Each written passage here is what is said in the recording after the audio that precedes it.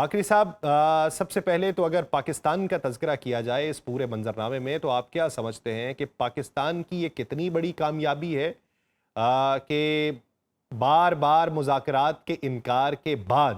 اب مذاکرات کی میز پہ واپس بیٹھنا اور اسلام آباد میمورنڈم کا اسے نام دیا جانا اور جنیوا کے اندر پاکستان کی میزبانی میں اس پہ دستخط ہونے کے امکانات،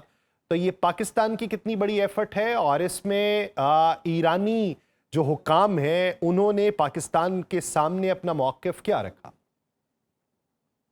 بسم اللہ الرحمن الرحیم. آپ کو، آپ کے ٹیم ممبرز اور پاکستان کے عوام کو السلام علیکم. یاسر، میں سمجھتا ہوں کہ ایران اور امریکہ کے بعد، یا شاید اگر میں تھوڑا احتیاط سے استعمال کروں تو ایران اور امریکہ سے بھی زیادہ اس نیگوسیشن اور پیس ڈیل کا فائدہ جمہوری اسلامی پاکستان کو پہنچا ہوگا، کیونکہ پاکستان اس وقت ایک ایسا پلیئر کے طور پر سامنے آیا جو شاید چائنا اور رشیا بھی اس طرح پلے نہیں کر پاتے. جس طرح پاکستان نے ثبوت دیا کہ وہ بیک وقت واشنگٹن اور تہران کے ساتھ کتنا قریبی رشتہ رکھتا ہے، اور ان دونوں کو اسلام آباد کی میز پر تقریباً 50 سال کے بعد بٹھانا کوئی عام بات نہیں تھی. میرا خیال ہے اٹ واز اے میراکل.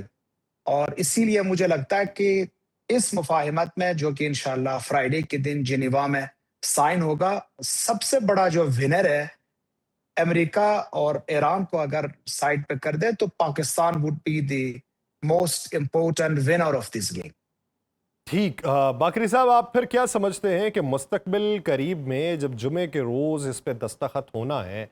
کچھ کہتے ہیں 14 نکاتی سفارشات ہیں، کچھ کہتے ہیں 12 نکاتی ایجنڈا ہے، کچھ کہتے ہیں نہیں 4 نکاتی ہوگا، کچھ کہتے ہیں ابھی کچھ نہیں پتا کہ کتنے نکات کا ہوگا. ایران کے اندر اس ضمن میں کیا باتیں چل رہی ہیں کہ کتنے نکاتی یہ ایجنڈا ہے، اس پہ ایران کو کیا ملنے والا ہے، امریکہ نے گھٹنے کہاں پر ٹیکے ہیں، خطے کے ممالک کا کردار اس میں کیا ہے؟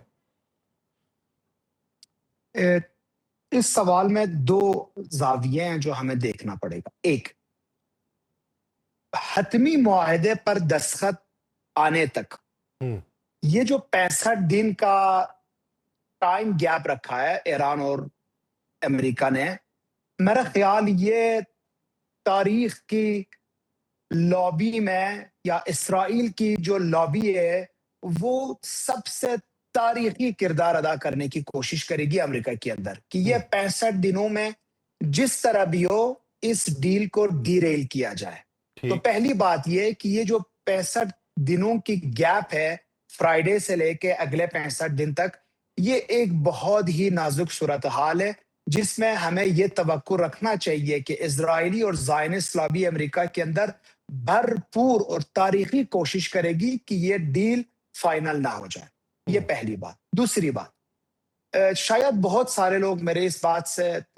اتفاق بھی نہ کرتے ہوں اور شاید اس بات کو غلط بھی ثابت کرنے کی کوشش کریں،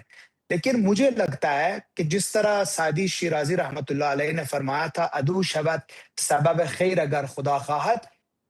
اگر اللہ چاہے تو آپ کا دشمن آپ کو خیر دے سکتا ہے اور خیر کا سبب بن سکتا ہے. اس تناظر پر مجھے لگتا ہے کہ یہ جو جنگ رمضان تھا، 2 مرتبہ ایران کے اوپر اسرائیل اور امریکہ مل کر حملہ کیا، میرا خیال ہے یہ ایک اسٹریٹجک موقع بن گیا ایران کے لیے، اور یہ ان کے لیے فائدہ مند ثابت ہوا. دیکھیں، بے شمار انہوں نے شہداء قربانی دی، شہداء عطا کیا، انہوں نے رہبر انقلاب شہید ہوئے ہیں، بہت بڑے کمانڈرز شہید ہوئے ہیں، 3000 کے قریب لوگ شہید ہوئے ہیں، بھاری نقصانات بھی ہوا. لیکن جو چیزیں اس 14 نکات کے، جو ایرانی گورنمنٹ ڈکلیئر کر رہا ہے کہ 14 نکات کے اوپر بات ہوگی، اس میں آپ یہ دیکھیں کہ اگر جنگ نہ ہوتا تو امریکی پابندیوں نے ایران کی معیشت کو شدید دباؤ میں ڈالا ہوا تھا، اور ایران انٹرنل کنفلکٹ کا شکار ہوتا جا رہا تھا. اب جو جنیوا کی مذاکرات ہیں فرائیڈے کے لیے، صرف اس خبر آنے کے بعد ڈالر کی ریٹ تقریباً 7% گر گئی ہے ایران کے اندر، اور یہ دن بدن ہر دن 5 سے 7% گرتی نظر آ رہی ہے ہمیں. جو 185 پہ جو ڈالر ایکسچینج ریٹ تھا، وہ 150 پہ، آج میں نے چیک کیا 150 تک پہنچ گئی ہے. تو یہ ایران کے لیے میرا خیال ہے ایک بہت ہی سنہری موقع ہے کہ یہ اپنے جو سینکشنز تھے اس میں تھوڑا ریلیف مل سکے. اور وہ بھی جنگ کی وجہ سے. جنگ سے پہلے کوئی امکانات نظر نہیں آ رہی تھی. دوسری بات منجمد اثاثوں کے حوالے سے. دیکھیں منجمد اثاثوں کی واپسی تقریباً جنگ سے پہلے ناممکن دکھائی دیتی تھی. ہوں لیکن اب واپسی وہی منجمد اثاثے مین نیگوسیشن پوائنٹس ہوں گے فرائیڈے دن کے. اب کچھ کہتے ہیں $25 billion at the first phase ہوگا, کچھ کہہ رہے ہیں $300 بلین تک ان کو واپس مل سکتا ہے. گمان زنیاں تو ڈیفرنٹ ہو رہے ہیں, لیکن منجمد اثاثوں کی کچھ حصوں کی واپسی قطعی طور پر مذاکرات میں شامل ہے. تیسری بات, اسٹریٹ آف ہرمز کو یاد رکھیں کہ اسٹریٹ آف ہرمز کو صرف 60 دن کے لیے یہ مفاہمت ہوئی ہے کہ 60 دن کے لیے ایران ٹیکس وصول نہیں کرے گا کشتیوں سے, اور 60 دن کے بعد اگر یہ مذاکرات کامیاب ہو کے ایران کو جو ملنا تھا مل جاتی ہے تو پھر وہ نہیں لے گا, اگر نہیں ملتی تو دوبارہ یہ ٹیکس لیں گے. مطلب یہ اسٹریٹ آف ہرمز کا جو کارڈ ہے یہ دوبارہ ویل پلے کرے گا ایران. تو ٹھیک. مجھے لگتا ہے اس جنگ نے بہت سارے جو نقصانات بھی ہوئے, لیکن دوسرے زاویے سے دیکھیں تو ایران کے لیے بہت سارے دروازے بھی کھل گئے. اس لیے چاہے یہ 14 نکات ہو, 10 نکات ہو, 20 نکات ہو, عدو شبت سبب خیر, دشمن آپ کا خیر کا باعث بن گیا, اور ایران کے لیے میرا خیال یہ ایک بہت سنہری موقع ہوگا. اچھا ایک چیز بتائیے کہ لبنان کے محاذ کے اوپر ایران نے سٹینڈ لیا, اور ابھی بھی جو نکات سرکولیٹ کر رہے ہیں اس میں سر فہرست جو جملہ لکھا ہوا ہے وہ لبنان سمیت کھولے گئے اسرائیل کی طرف سے تمام محاذوں پر مستقل جنگ بندی جو ہے اس کے اوپر زور دیا گیا. لیکن اگر آپ ایک دو دنوں کے اسرائیلی جو وزراء ہیں ان کے بیانات دیکھیں اور نیتن یاہو کے اقدامات دیکھیں تو اس میں صاف یہ دکھائی دیتا ہے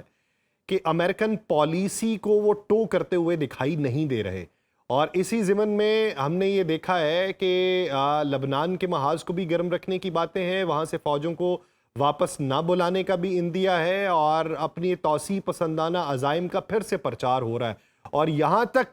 سننے میں ملا کہ یہ کہا گیا نفتالی بینٹ کی جانب سے کہ اگر امریکہ اسرائیل کی پالیسی کے منافی کوئی اقدامات اٹھاتا ہے تو وقت آ چکا ہے کہ ہم امریکہ کو بھی نہ کر دیں. تو جب اس طرح کے اقدامات وہاں پر ہیں تو اس کے پایہ تکمیل تک پہنچتے ہوئے مذاکرات کے کس حد تک امکانات ہیں؟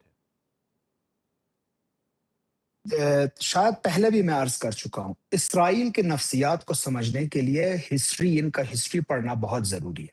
میں اس سوال کو جواب دینے سے پہلے اسرائیل کے بارے میں 2-3 نکات بتاتا ہوں. سب سے پہلے یہ سمجھنا ہوگا کہ اسرائیل کے اندر جو شکست کا تأثر دکھائی دیتا ہے, اس کا ایک بڑا حصہ وہاں کی جو شدید اندرونی سیاسی کشمکش کا نتیجہ ہے.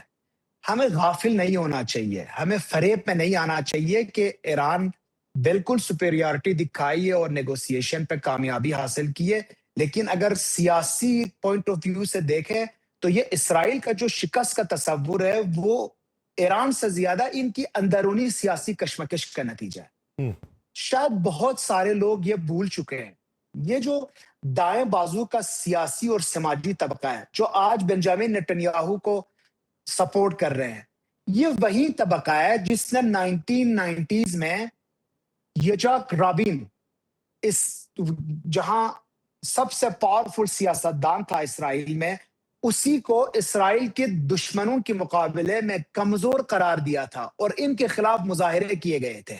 یہی راست بازو, دائیں بازو والے جو سیاسی اور اجتماعی طبقہ ہے, ان کی موت کے لیے دعا کیا تھا, اور آخر کار رابن کو انہی گروپس نے قتل کیا تھا. یہی وہ حلقہ ہے یہ جو ابھی بنجامن نتنیاہو کو سپورٹ کر رہے ہیں, جنہوں نے باروش گولڈسٹین کے لیے ایک زیارت گاہ بنایا, ان کی قبر کو زیارت گاہ بنایا. کیوں؟ کیونکہ یہ شخص نے الخلیل میں مسجد ابراہیمی کے اندر نمازیوں کو قتل عام کیا تھا. دیکھیں اسرائیل کو جو دائیں بازو کی سیاسی نفسیات, اگر آپ ان کی سیاسی نفسیات کو چیک کریں تو یہ ایک سیکیورٹی میکسیملسٹ پر قائم ہے. یعنی ان کے نزدیک کسی بھی خطرے کا صرف ایک ہی قابل قبول حل ہے, دشمن کی مکمل تباہی, وہ بھی کم سے کم وقت میں, اس سے کم کسی بھی نتیجے کو وہ شکست تصور کرتے ہیں.